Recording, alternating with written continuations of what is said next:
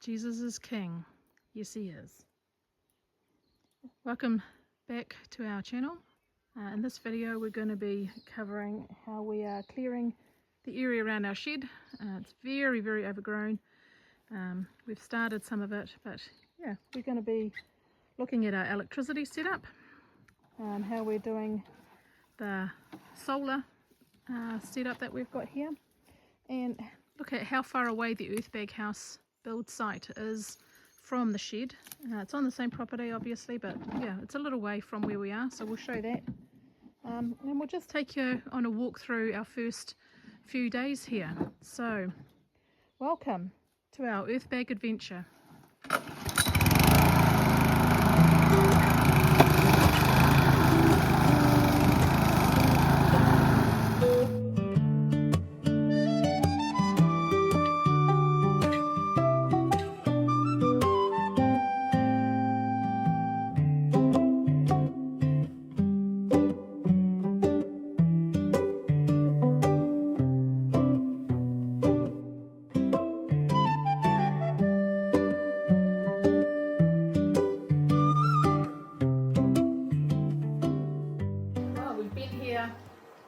Just about an hour off a week.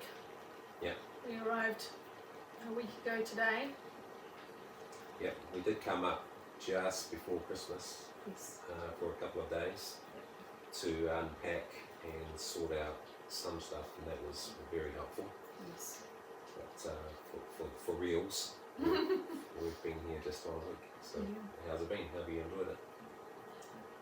Yeah, it's been good. We've kind of been finding places for things and just figuring out what our day is going to be like, I think.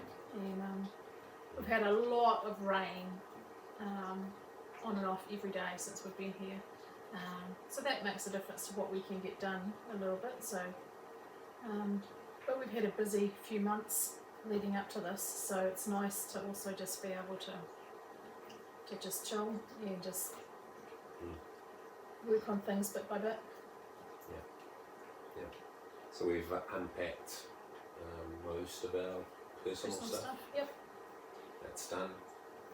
There's still a whole lot of things to unpack in the container, which at some stage we'll go through and show other people what we've got in the shipping container with a whole bunch of junk in there that needs to still be tidied. Yep. So this adventure has had us do a few different things with this shed. One of those things was the washing machine, which wasn't here before, and the solar. We've added more to the solar. You've added more to the solar. Yeah. So do you want to talk a little bit about that? Yeah, well, our daughter and son-in-law, they had this shed built, or they built it, and they also decked it out with the nice sink. It's a farm sink and lovely drain, and Josh put in a cool drain, a very helpful drain, and so I was able to use that for drainage and also tap into the water. So it wasn't that hard. For the washing machine. Yeah, for the washing machine, it wasn't that hard. And they also had a very simple solar system, which we've doubled up on. We've got the same system twice, one in each corner of the shed. So I think there is a video to explain what we've done there. A couple of videos actually to explain that, so maybe we'll play that. Leave it for that. Yep.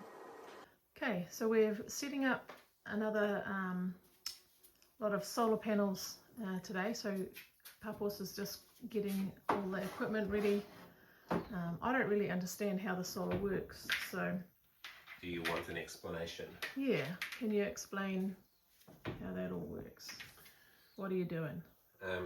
Well, at the moment I'm putting in it's an extension cord that I've chopped one end off, and I'm putting in the two of the wires into this inverter, so that once this little solar system is set up, we can plug our appliances into this end. Okay, so what's the inverter? What's that for?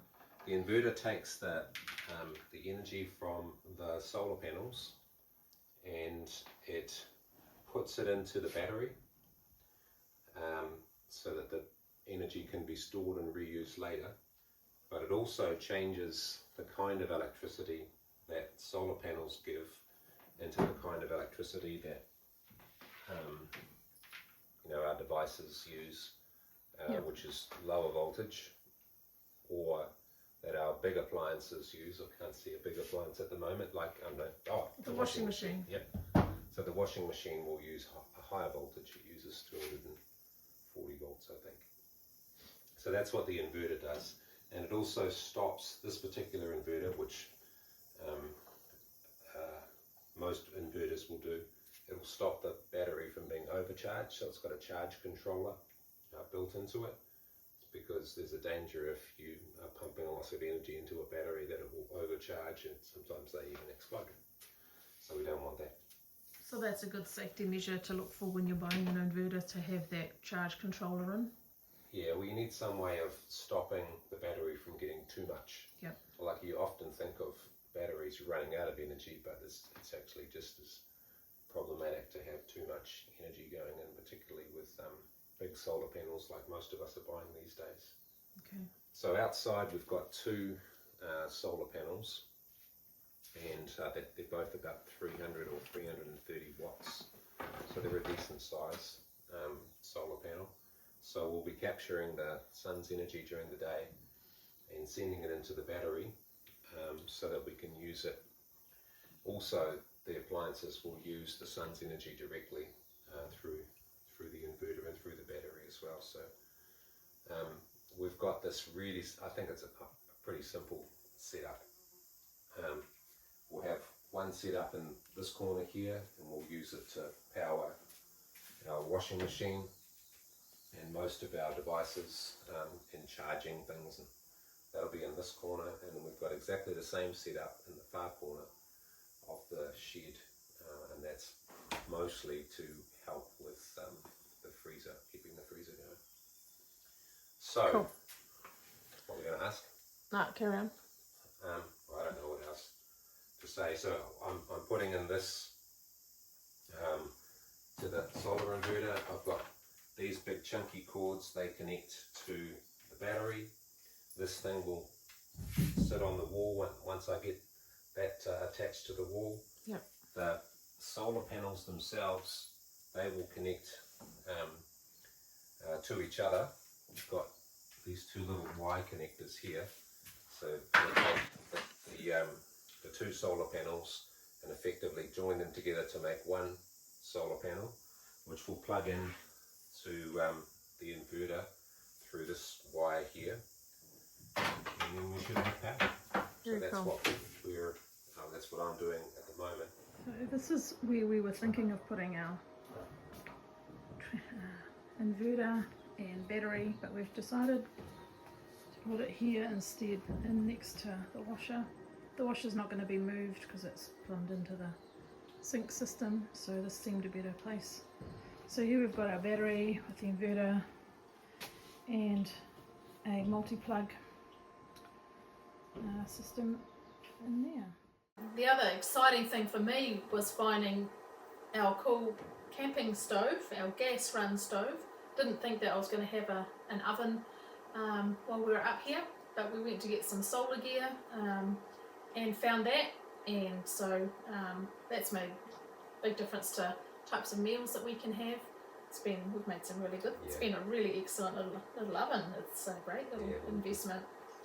Not really it's been you. It's done the making of the food, and it makes me happy. Yeah, it's good. It's a good little gas cooker and oven. Yeah. We bought a Starlink Mini before we came up, and we've managed to set that up, which has been helpful. In fact, the signal that the Starlink gives us is many times better than the cell phone reception. Yes. So you have to hold your phone in just the right position if you want to get a cell phone reception up here, but it's great with the Starlink. Yeah, so that's how we've been in communication with the rest of our family and friends, And what else? We spent quite a bit of time doing weed clearing. Yes. Around the shed. Yes. It was very extensive. Yeah.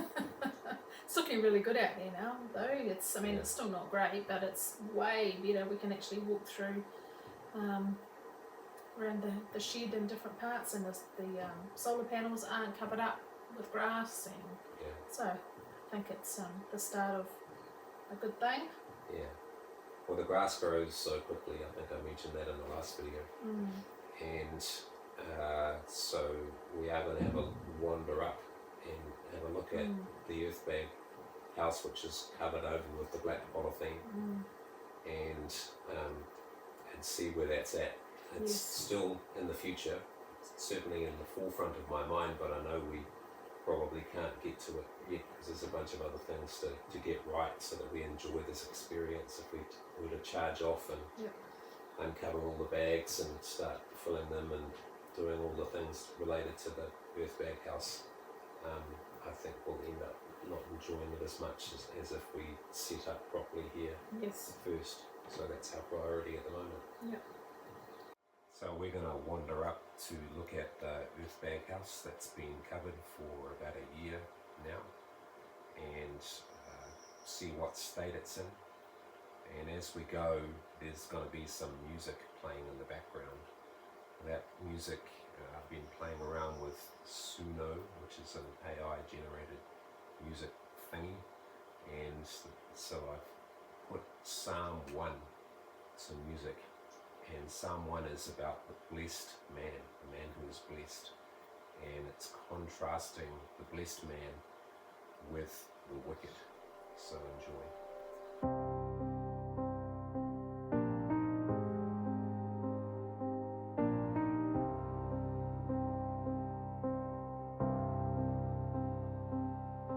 Blessed is the man who walks not in the counsel of the ungodly, nor stands in the path of sinners, nor sits in the seat of the scornful, but his delight is in the law of the Lord,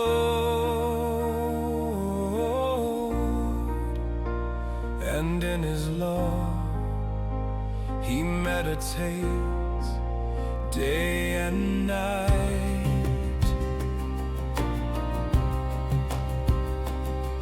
He shall be like a tree planted by the rivers of water,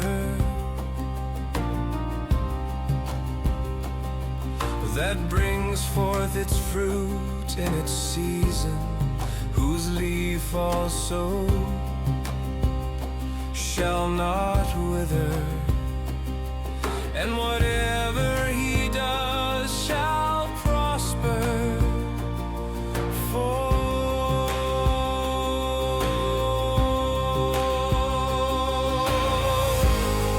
his delight is in the law of the Lord,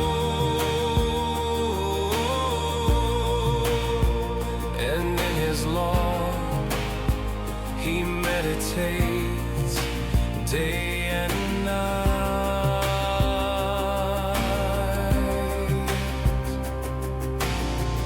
The ungodly are not so, but are like the chaff which the wind drives away. Therefore the ungodly shall not stand in the judgment, nor sinners in the assembly of the righteous. For the Lord knows the way of the righteous, but the way of the ungodly shall perish. But the man of God, his delight is in the law of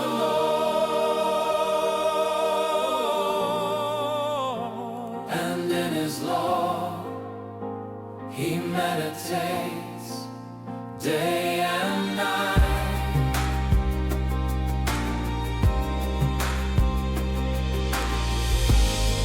His delight is in the law of the Lord, and in his law he meditates day and night.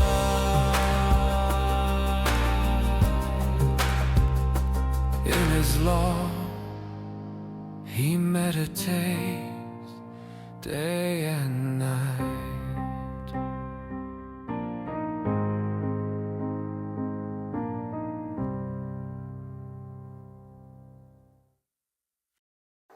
Very good. So we're heading to where we normally live in less than a week now. Yep. So it'll be interesting to see what we get done Between now and then. between now and then.